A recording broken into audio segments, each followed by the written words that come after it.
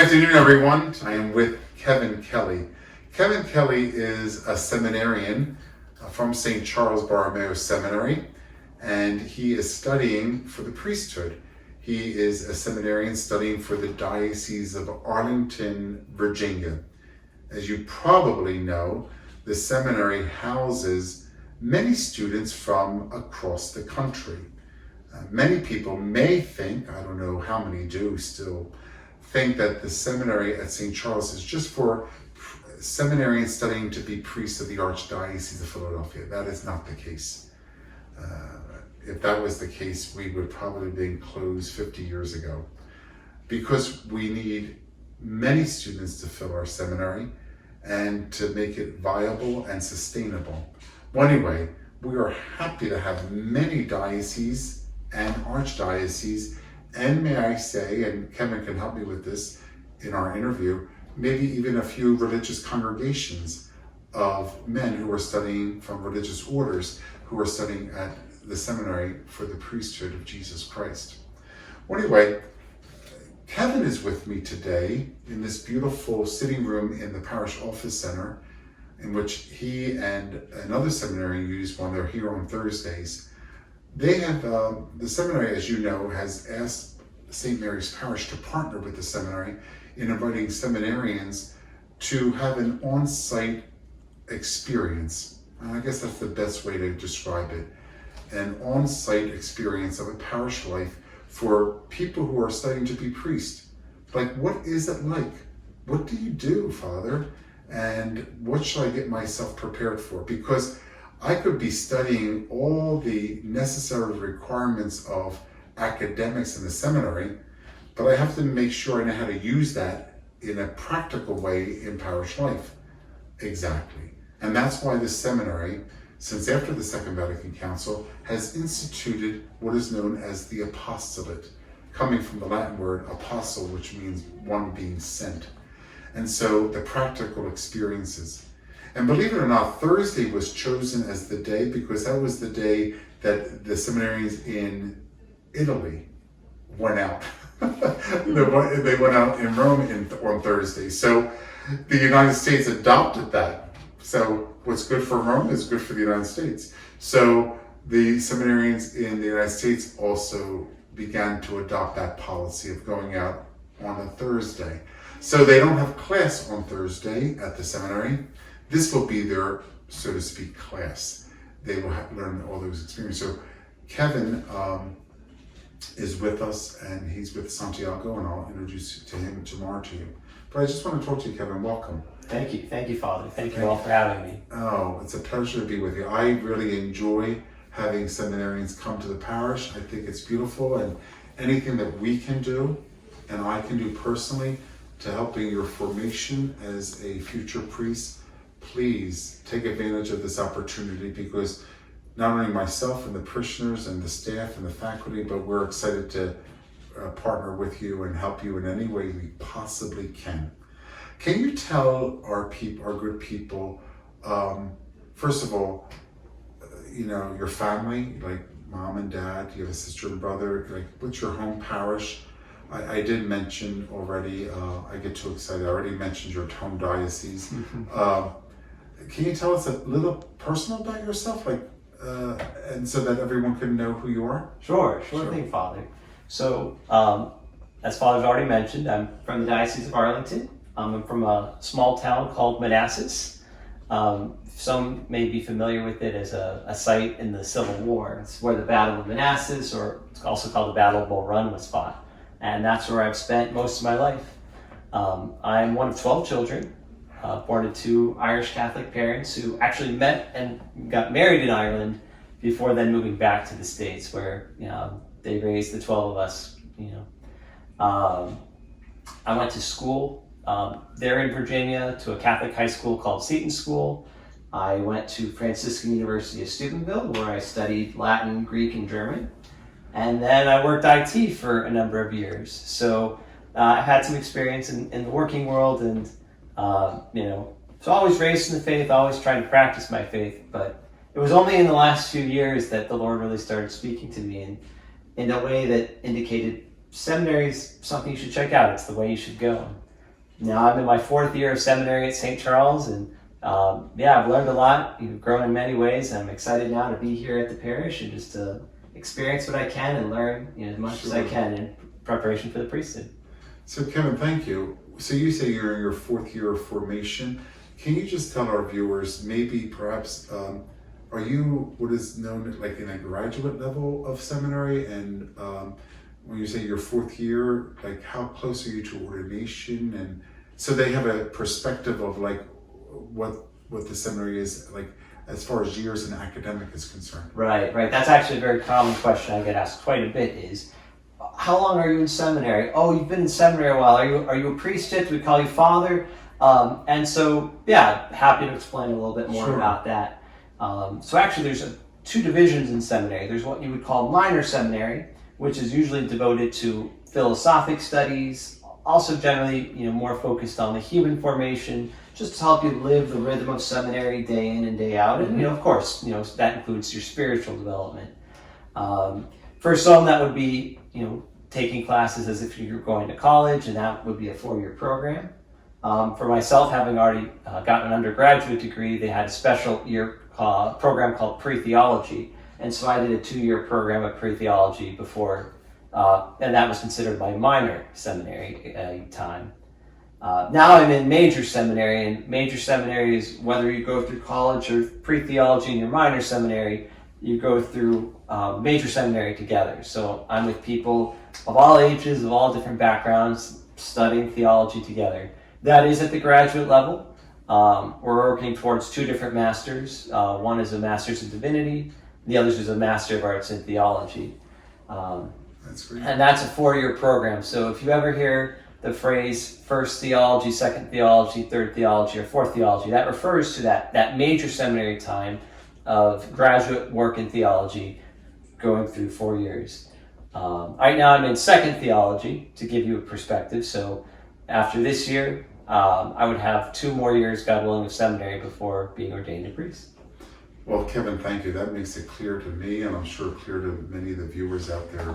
And it's very interesting about like minor seminary, major seminary on the same campus. Isn't that true for St. Charles? Both the minor seminary and the major seminary are both on the same property? That's correct. That's correct. And that's the beauty of our, St. Charles Seminary is having both divisions. We refer to them as on the same campus. That's right. And you said like for the major seminary, you're studying theology or theological studies. And you said 1st theology, 2nd theology, 3rd theology, and 4th theology. And I guess after the last year or after 4th theology, would it be right in saying that most men are ordained priests by that time? That's right. Usually it's at the conclusion of 4th theology. That is the point at which men are ordained, and then they return to their various dioceses to begin service as priests of Jesus Christ. Wonderful. Kevin, would it be right to say that after 3rd theology, most of the men were ordained deacons? That's right. That's correct. So Kevin, can you tell our people, like sometimes it's confusing because in most parishes now we have married men who are deacon who are called permanent deacons. And then we have students who are studying at seminary that are called transitional deacons. So I guess my question is to you, there's only one diaconate, right? That's right. There's one diaconate. Some are permanent, which means that they remain deacons and they may be married.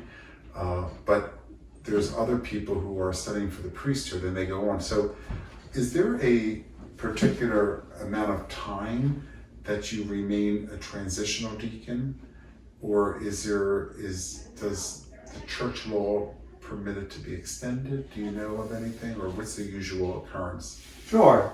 So the transitional diaconate, as Father has already mentioned, is usually occurs during or by the end of 3rd theology, and that's envisioned as first of all an opportunity to bring a man into holy orders, diaconate being the first level of holy orders, and to give the man an opportunity to practice his ministry, to genuinely minister to the church. He is an ordained clergy member at that time. But the word transitional implies that it is just for a time, and it's moving on to the next phase. And so typically, most men, once they're ordained a transitional deacon, will just serve in that capacity for a year as they prepare for priesthood. Now, something that is growing in popularity in some dioceses here in the country is a pastoral year. Yes. And so sometimes after someone's ordained a deacon, they'll actually step out of the seminary for about a year. They'll live in a parish and minister in a parish as a transitional deacon, as a deacon for that year, before then returning to seminary and then continuing on as a deacon for that final year before ordination. And so in some cases, a transitional deacon may be a deacon for 2 years. I've even heard cases where someone was ordained a deacon during their 4th theology year and then 6 months later were ordained a priest. So there's a certain amount of flexibility. It's just meant to be a time for someone who is being prepared for the priesthood to have a chance to exercise the ministry of a deacon before moving on. Well, thank you, Kevin. Is it understood that when you're ordained a transitional deacon, so it's simultaneously that you're still continuing in the seminary? So there is an opportunity for a pastoral year, as you mentioned, that they move out of the seminary, away from the academic study, and just concentrate on pastoral life. But would you say normally would it be part and parcel with remaining at the seminary and still being a deacon, a transitional deacon, so doing it at the same time? Would that be the case most likely? Yes, and that's the typical experience, is those who are transitional deacons have that chance, to have that opportunity to do pastoral work, during their 4th theology year. If I'm not mistaken, there was a transitional deacon here last year who was doing that very thing. In fact, he is from your home diocese, so his name is now Father Jonathan Smith. As you all know, Father Jonathan Smith was here during a time of, like, we all smile because he really rolled with the punches, because it was weird. COVID. So, everyone was with masks in church, and it was limited because not everyone was back. There was of course, the bishops of the United States gave the faithful a dispensation just to be cautious. They didn't want the pandemic or the health pandemic to really go rapid by their presence in Mass. That has been mostly lifted in the dioceses of the U.S. I think we have 195 dioceses in the U.S. And so that's mostly been lifted now that we're asking people to come back. But yes, Father Jonathan was here as Deacon Jonathan, and he rolled with the punches. He was great, great homilist, just a wonderful man, as really knowing for certain that God was calling him to the priesthood, and felt very fulfilled in doing the work of God. So yeah, and of course from Arlington and from your diocese, and he's most of you know that Father Jonathan is really from Ohio, but he claimed the Basilica of Saint Mary in Old Alexandria as his home parish, and some of you know that that's my classmate Father Hathaway is the pastor there. So Father Keen and I went back to Old Alexandria for the first Mass of Father Jonathan, which is beautiful. And then Father Hathaway has a nice campus there, and he had a reception. Father Jonathan, his mom and dad were there, priest friends, even the bishop stopped to say hello for the reception. So, and also Bishop Senior, your rector, and one of our auxiliary bishops, so was there. So it was just a nice thing. So we drove there and we drove home. So yeah, it was nice. So Kevin, I'm just so happy that you're here. I'm happy that you're here. I'm happy that you will find in this place, I'm sure you already have experienced it, that the people here, first of all, love Jesus Christ. They love the church, and they love the priesthood, and they're all in as disciples. And if I could use the word cliche, they're disciples definitely in mission. They're on a mission, that this world of ours, God has placed us in this time for a particular reason, to be on mission for Him until we get to be with Him forever in eternity. So most Thursdays, and also I think Kevin has mentioned that he's open to coming to our 40 hours. You know that Father Jonathan is the homilist for our annual 40 hours, and I asked him right away, because because of COVID. I wanted him to see the people because he was so restricted, and they were too, of contact. So I hope this year we're making the church like Christmas Eve, like packing it, so that we're able to hear Father Jonathan 3 homilies on Sunday night, Monday night, and Tuesday night. We'll be able to pray Vespers. We're at the end after the procession, we could go in the hall and have some cookies and juice and coffee and just meet people and just hang around. So it should be very nice. Wonderful. Well, Kevin, welcome aboard. Thank you for being with us. Thank you for everybody for joining us. Yes, thank you all. Thank you.